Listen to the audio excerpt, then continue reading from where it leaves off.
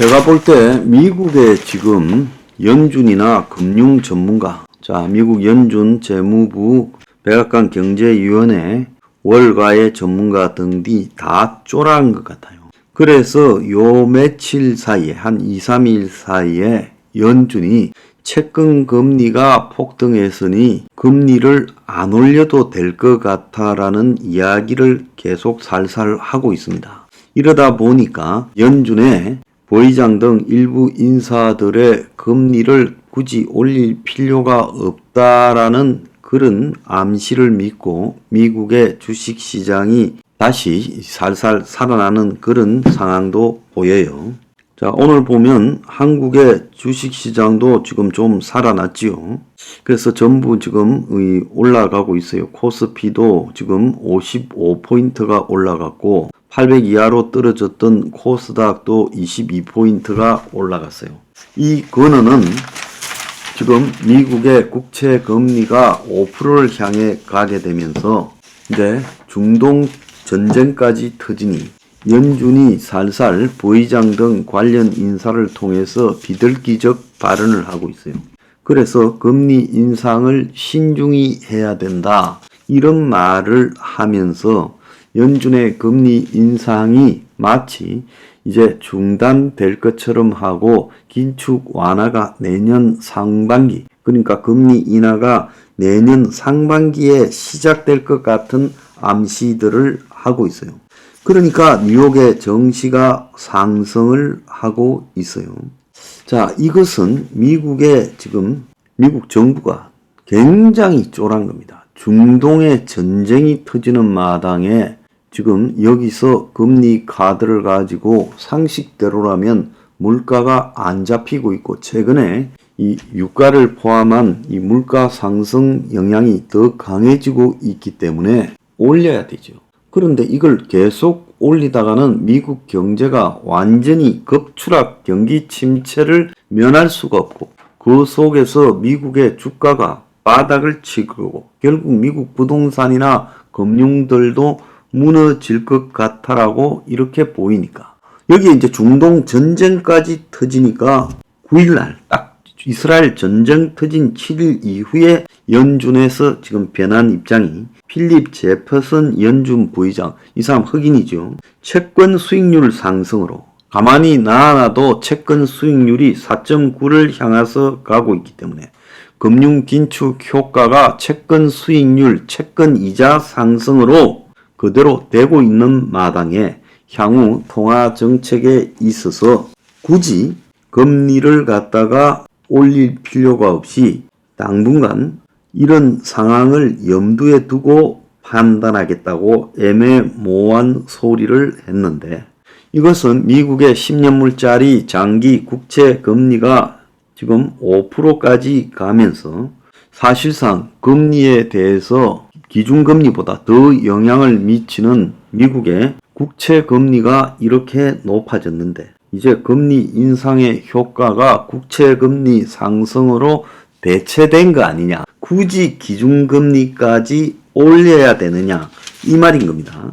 장기 국채 금리가 오르면 어차피 금융기관의 이자는 이걸로 결정되기 때문에 10년물짜리 장기 국채 금리가 영향을 미쳐서 그걸로 금융기관의 이자가 결정되기 때문에 기업과 가계의 금융 조달 비용을 높이기 때문에 금리를 인상한 효과가 그대로 나타나는 거다.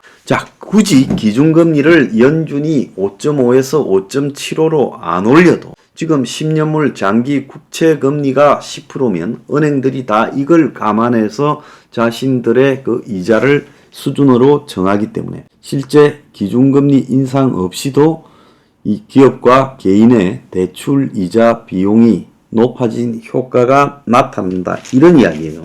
그래서 댈러스 연방준비은행 총재 로리 로건도 최근 장기 금리가 국채 금리가 10년물짜리가 높은 수준을 유지하고 있어서 굳이 기준금리를 추가로 인상해야 될 필요가 없어지고 있다. 제가 한 말과 똑같은 이야기를 했어요. 샌프란시스코 연은 총재도 최근에 채권 시장 긴축, 즉 국채 금리의 인상이 금리 인상 한 번 0.25 더한 것과 맞먹는, 아니 그보다 더한 효과를 낳고 있기 때문에 굳이 올릴 필요가 없다. 그래서 미국의 금융 분석가들 상당수가 일부 매파를 포함한 대다수의 연준 인사들이 기준금리 추가적으로 인하하는 데 대해서 신중한 입장을 가지고 있다. 이렇게 말하니까 또 월가 투기 사기꾼 바람잡이들이 어떻게 쓰는가 하면 금리 인상에 대해서 이제 끝났다 이렇게 해제끼는 거예요. 그런데 연준이 갑자기 이렇게 변한 이유는 7일날 이스라엘에서 전쟁이 터졌어요. 자, 미국의 연준 인사들 그 상당수는 유대인입니다. 또 연준 인사에게 가장 영향을 미치는 미국의 월가도 대부분이 유대인이에요. 자, 이스라엘에 전쟁이 났다라는 부분에 대해서 받아들이는 월가와 연준의 입장은요, 일반 사람들보다 훨씬 민감하죠. 그래서 그들은 이스라엘 전쟁이 미치는 효과에 대해서 겉으로는 산유국들이 아니라서 별 문제 없다라고 보지만 훨씬 더 예민하게 이스라엘 전쟁의 여파를 아는 거예요. 그러니까 이 전쟁, 중동 정세 불안이 국제 유가 상승을 불러오고 이는 물가 억제를 위한 전 세계 긴축 강화에 이어 국채 금리 상승으로 또 이어질 것이다. 그러니까 가만히 놔놔도 중동 전쟁 때문에 국채 금리 상승이 더 심해질 거다. 즉 중동 전쟁이 결국은 유가를 끌어올릴 거고, 지금 산유국들이 아니라서 괜찮다 하지만 그래서 유가가 뛰면 물가가 뛰면서 결국은 이 고금리가 계속될 거라는 거예요. 자, 그래서 연준이 지금 이 기준금리 인상의 고비를 늦춘다라는 게 의미가 없는 게, 그렇게 하든가 마는가는 이번 달에 올리냐 내년에 그 다음 달에 올리냐는 그런 문제지, 고금리가 장기화되는 것은 결국은 연준이 안 올려도 지금 물가 상승이 높아져서 장기화되는 것은 불가피하다는 거예요. 그래서 은행채 지금 5년물짜리 금리가 한국에 지난 4일 4.8 정도까지 갔는데 연중 최고치를 기록하고 있어요.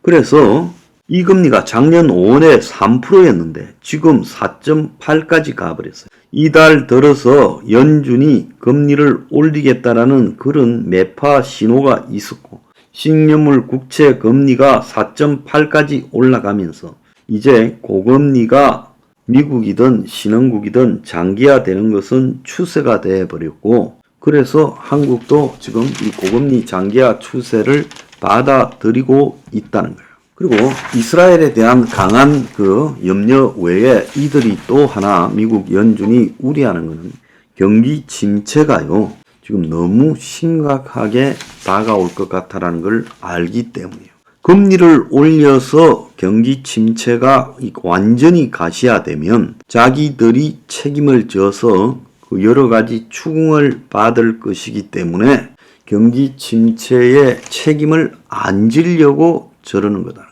자, 미국의 지금 주식이 연준의 금리 동결. 자, 전쟁이 나면 사람들이 안전자산을 선호하니까 미국의 국채를 다시 살라고 해요. 그래서 국채 매도 현상에서 다시 살라고 하니까, 그러니까 미국 국채에 대한 수요가 많아지니까 금리가 좀 내려가니 요 효과가 조금 있고, 다른 한편으로는 아까 말씀드린 대로 지금 이스라엘 전쟁에 대한 여파를 강하게 느끼는 연준 월가의 유대인 인사들이 상당히 겁을 먹었고, 또 경기 침체가 지금 가시화되는 책임을 지지 않으려고 하는 효과가 발생했다는 거예요. 지금 미국의 국채 금리가 4.65 정도까지 내려갔지만은 가장 큰 변수는 유가라는 거예요. 자, 유가발 인플레가 변수라는데, 이 유가는요, 아마 사우디가 지금 팔레스타인 편을 들고 있고, 또 이란은 뒤에 매우 참여한 한 당사자이기 때문에 유가가 지금 내려갈 리가 없는 겁니다. 그래서 중동 전쟁이 금리 인상을 멈출 변수다라고 하고 있지만은 저는 그렇다고 보지 않아요. 중동 전쟁으로 지금 미국에 대한 선호가 높아져서 미국 국채 수요가 많아져서 국채 금리가 내려간다라는 이거 외에 지금 중동발 저 변수가 어떻게 전개될 건가? 생각보다 굉장히 석유 위기를 부추기면서 수습 불능으로도 갈 수 있다는 겁니다. 그렇기 때문에 지금 연준이 중동 전쟁 발생 이후에 살짝 겁을 먹고 발을 빼는 현상, 경기 침체에 발을 빼는 현상과 관계없이 실질적으로 지금 이들은 자기들이 통제할 수 없는 경제 상황에 빠질까봐 겁을 먹고 있다. 지금 미국 국채 금리가 전쟁 때문에 국채 선호로 4.65까지 내려갔다면 금리를 인상해야죠. 그런데 국채 금리가 높아졌다라는 핑계를 대면서 금리 인상을 안 할 듯이 말을 자꾸 하는 것은 지금 저 중동 전쟁의 여파가 어디까지 갈지 알 수 없다는 겁니다. 그리고 저것은 필연적으로 유가, 물가 상승을 갖고 오게 될 겁니다.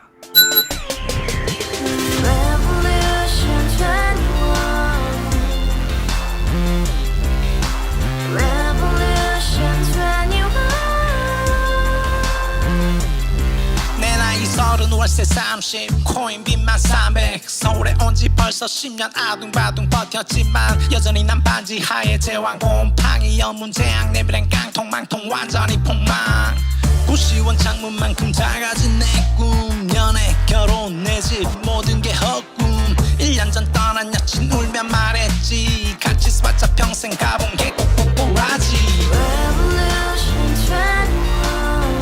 가바후스 700 나도 소유주 가바후스 700 나의 소주 택시기사 우라부지 마트 캐셔 울어무니 우리 집안 다 털어봤자 후줄 그래 개선민 내 미래 거기서 팍 끝난 거지 팍 더 이상 노력 따윈 괴물이 스펙 찾아서 말리 비오는 날 알바 잘려 맨날 학원 날 개쳐 발려 밤비 내리는 양화대교 홀로 걷고 있을 때 현수막에 아로 새겨진 평당 700짜리 아파트 다같이 소리 질러 혁명 21 가바후스 700 나도 소유주 가바후스 700 나의 소주 live together in the house, brand new day, and your dream had just begun. Revolution 21, only open happiness. 너의 곁에 내가 영원히 함께. 지금까지 정치인들 입만 열면 찝찝찝 개소리 멍멍멍 쳤다 하면 뻥 잘난 부모 만나 잘난 학교 나오면 뭐 하나 우동살이 꽉 찬 대가리